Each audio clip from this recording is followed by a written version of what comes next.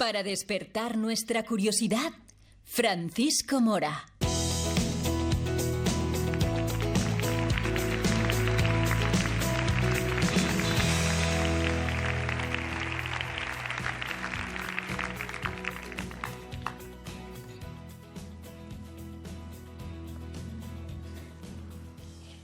Buenos días.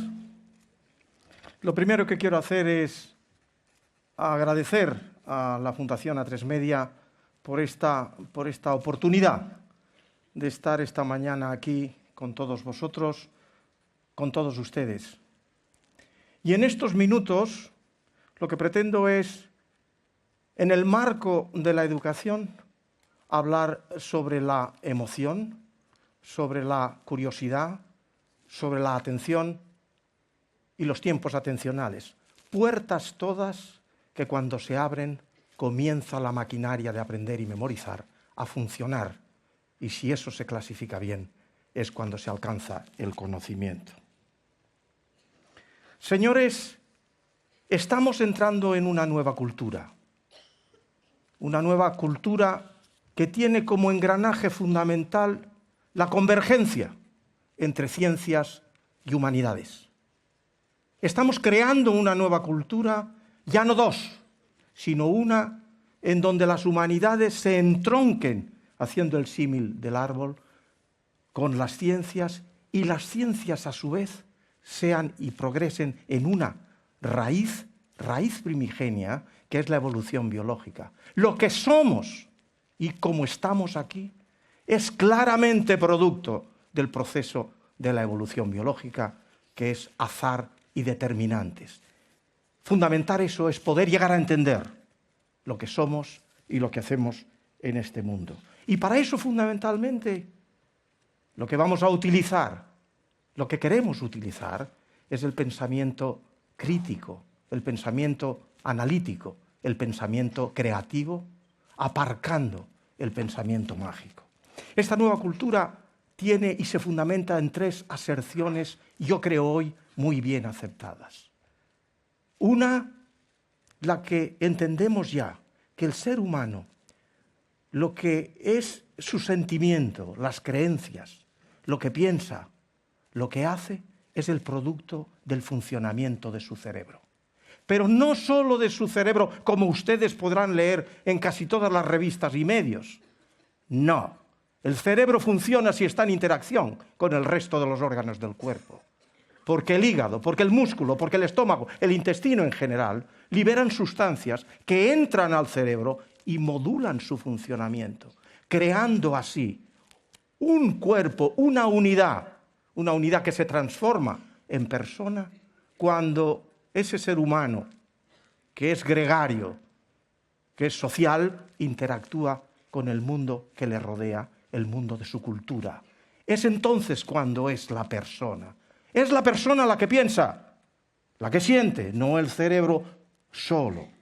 Y en este sentido, el segundo paso y el segundo aserto es el que el ser humano es lo que la educación hace de él.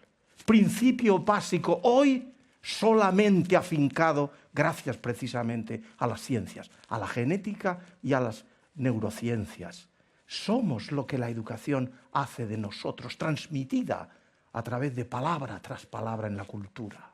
Y eso es fundamental para que yo ahora les diga el papel que ustedes juegan, el papel del maestro, el papel del profesor, que es absolutamente el centro. Con esta barahunda de tanta técnica que claramente nos va a ayudar, no hay que perder la perspectiva de que es el maestro, es el profesor, el que realmente es el pivote en torno al cual, si se justifica querer llegar a obtener ciudadanos honestos, con valores y con normas que se instrumenten para respetar esos valores, hay que entender muy bien cómo funciona el cerebro en su proceso de desarrollo.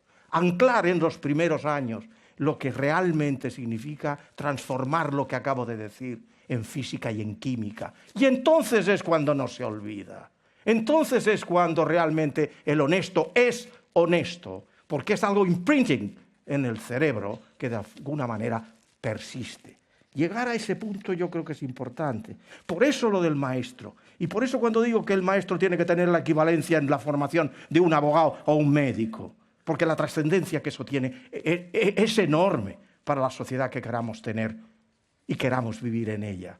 Y en ese sentido, por eso yo vengo a decir, y ustedes algunos lo habrán leído cuando lo he escrito, el maestro debe ser la joya de la corona de un país. Y en ese sentido se sigue manteniendo lo que siempre ha sido a través de la filosofía. Un buen profesor debe ser aquel que ama lo que enseña.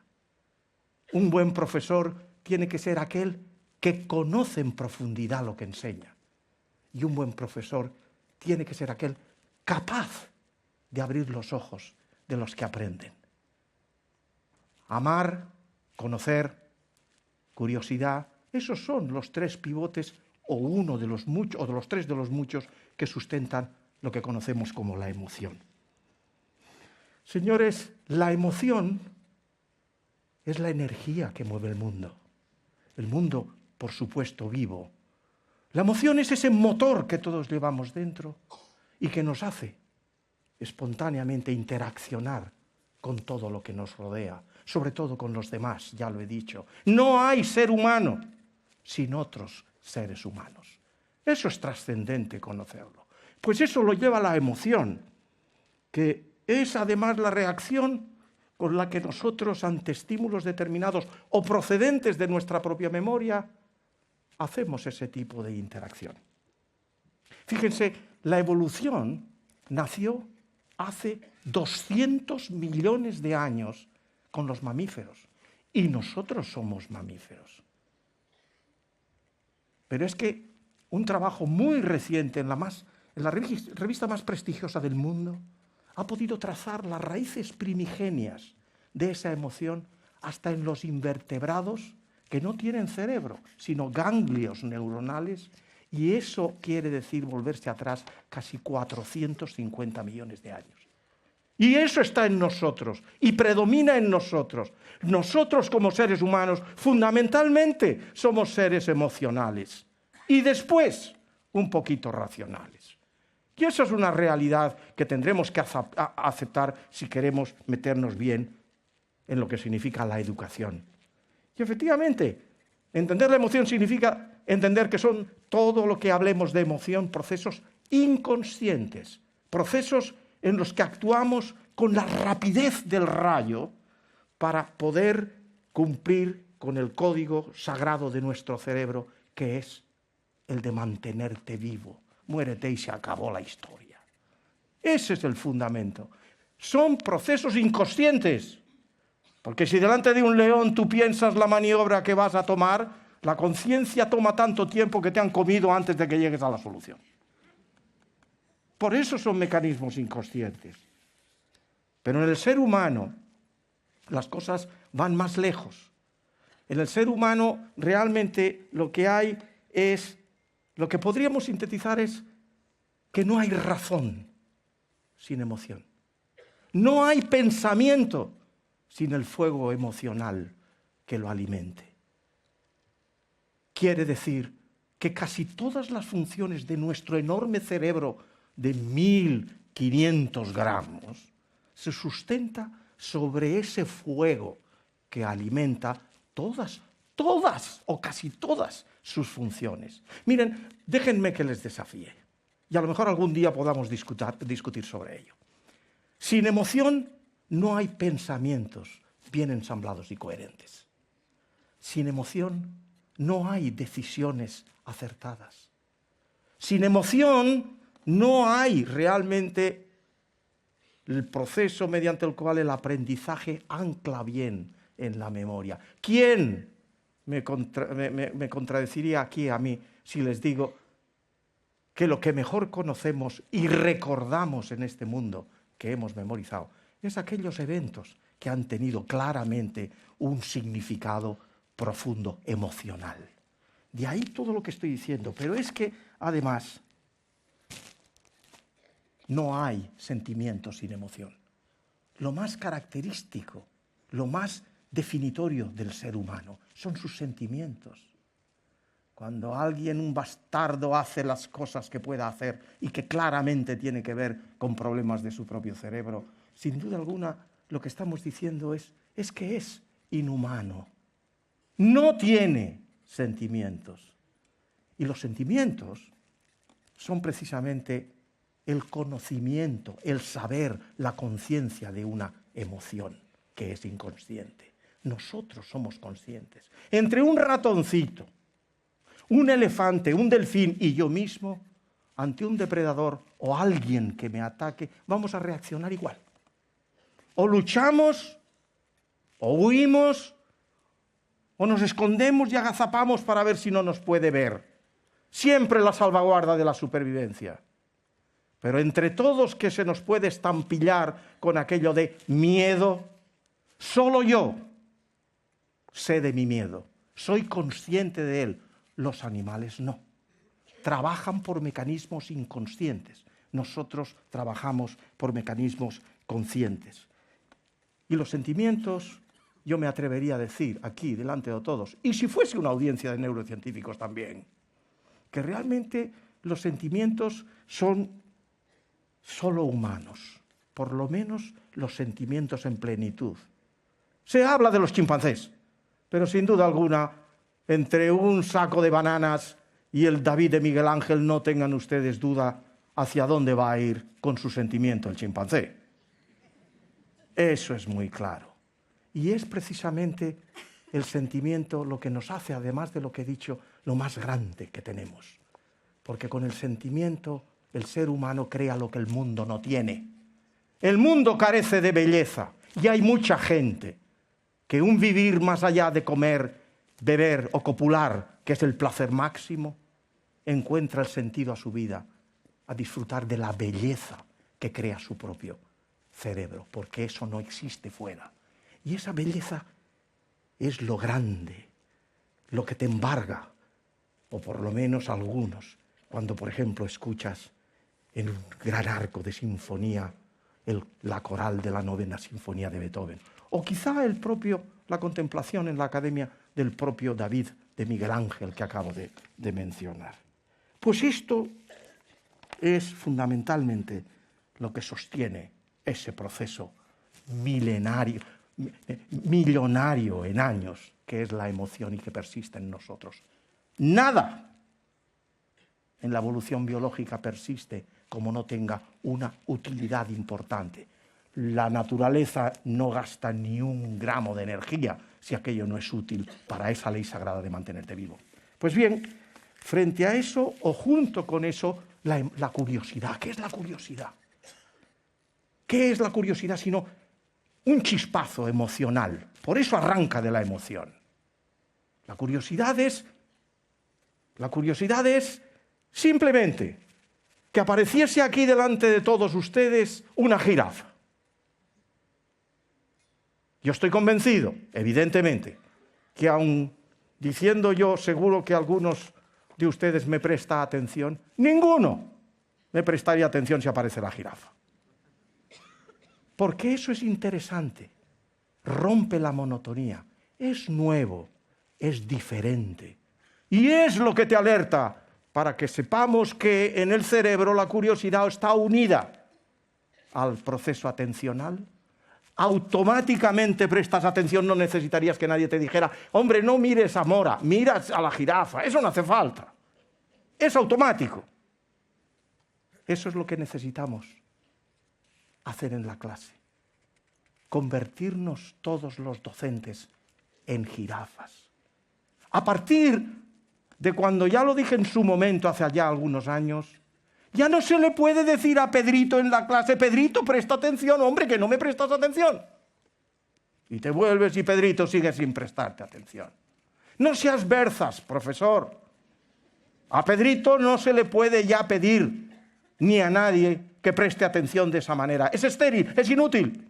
Lo que Pedrito requiere es que evoque su atención desde dentro de él, haciendo interesante lo que le enseñas, convirtiendo incluso lo soso en interesante. Ese es el gran profesor.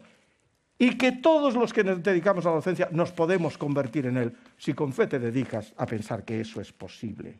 Pues bien, pero además la curiosidad, evidentemente, se ha dicho aquí, la curiosidad es aquello que todos llevamos dentro, anclado a la propia emoción, que es eso, el estar constantemente oteando el horizonte. Todo sirve para descubrir cosas que puede significar alimentos o puede significar alguien que te va a atacar y está en la lejanía. Eso es además la curiosidad, el constantemente otear. El niño, como se ha mencionado aquí, mirando por el agujero de la puerta para ver qué ve nuevo, qué le quita ese aburrimiento. Eso es. Por eso ya digo que no hay curiosidad, que sin curiosidad, como dije antes para la emoción, sin curiosidad no hay atención ni conocimiento. Pero lo que tampoco hay, y en esto es fundamental, es ¿qué puedo decir en ello? Pues yo creo que lo haré muy breve, que es simplemente el darnos cuenta que el conocimiento verdaderamente nuevo solamente viene por el ser curioso. No se puede ser investigador científico, ni humanístico, ni artístico, sin curiosidad. La curiosidad del investigador científico es lo que fundamentalmente le lleva a conocer lo desconocido. Y por supuesto, si es posible, ser yo el primero que lo descubra. Ese es otro motivo importante, la realización de mi yo. Claro que sí, pero forma parte de la curiosidad. A esa curiosidad del investigador científico, Charles Sherrington, el famoso neurobiólogo de Oxford, premio Nobel, le llamó la curiosidad sagrada. Y eso es además, ese tipo de curiosidad, recuérdenlo, es la unidad que vertebra lo diverso del conocimiento, que es la universidad. No hay universidad verdaderamente si no lucha por encontrar y descubrir el conocimiento nuevo. Y la base de todo eso, en el cerebro, las vías de la recompensa. El placer. El placer es el fondo. Cuando descubres o ves algo, te resulta gratificante si es nuevo y diferente. La atención, lo voy a cortar en este sentido, la atención es lo que hemos dicho a propósito de la jirafa. Nadie necesitaría pedirle al otro que dijera, mira qué curioso. No, nos dedicamos sin que tú lo seas consciente de ello, el propio cerebro te lleva a prestar la atención allí. Pero la atención es algo muy complejo. Porque en nuestro cerebro tenemos muchos circuitos y redes neuronales sustrato de muchos tipos de atención. Esta es la atención base, la que realmente cuando te despiertas por la mañana un cocodrilo al pie de tu cama ni lo ves. Está la atención de alerta, sales a la puerta de la calle y un perro intenta morderte. Eso estás alerta. O vas a la plataforma del tren a esperar a tu chica o tu chico. Y evidentemente en apenas menos segundos ya estás oteando entre cientos de caras y lo identificas. Pero hay más, la atención que es holística, inconsciente, la creativa. Hay más, la que realmente aquí nos interesa para el estudio, que es la ejecutiva. De esto mínimamente les mencionaré. Tiempos atencionales, que es lo que habíamos dicho como final. El tiempo atencional es importante, muy importante. Es el periodo máximo de tiempo que tú puedes prestar esa atención que te hace tener un absoluto, completo rendimiento mental. Tiempo que te hace que cuando termine ese tiempo atencional puedas reproducir, si lo has aprendido, que de hecho ocurre, todo lo que significa lo que te han enseñado. Y eso varía, pero es cierto, en todos los estudios que he leído la oscilación está en alrededor de 10, 20 minutos.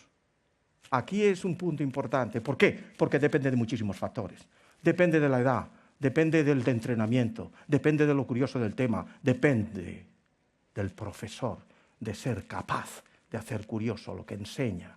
En definitiva, depende, insisto, de muchos factores. Y este tiempo atencional, en algunos casos específicos, quiere decir, en gente muy motivada, puede durar hasta 40 minutos. Y esto, ya lo digo, es lo que, por ejemplo, hacen los MOOC, los Massive Open Online Courses, en las más grandes y prestigiosas universidades del mundo. Yo he tenido esa oportunidad con la plataforma de la Universidad de Harvard. 10 minutos, con foco absoluto. Y finalmente,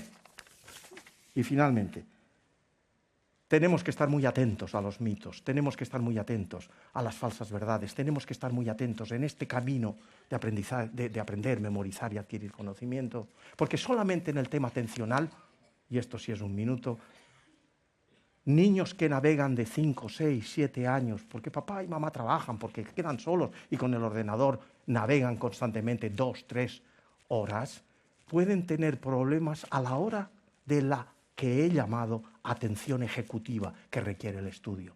Son niños que pierden la capacidad o tienen disminuida la atención ejecutiva, que es la que sirve para estudiar. Y además son niños que bajan la capacidad de la empatía. Son niños que tienen más impulsividad, en definitiva, y las decisiones no las toman de manera muy acertada. Ese es un capítulo abierto hoy y es un capítulo donde quiero terminar diciéndoles: ojalá tengamos la oportunidad de continuar, después de abrir con la curiosidad y la atención las puertas para que la maquinaria de aprender y memorizar funcione adecuadamente, alcanzar el conocimiento, y si es posible conocimiento nuevo. Y de eso, en gran medida, dependen ustedes, a quienes la sociedad tiene que estar muy agradecidos. Señores, muchas gracias.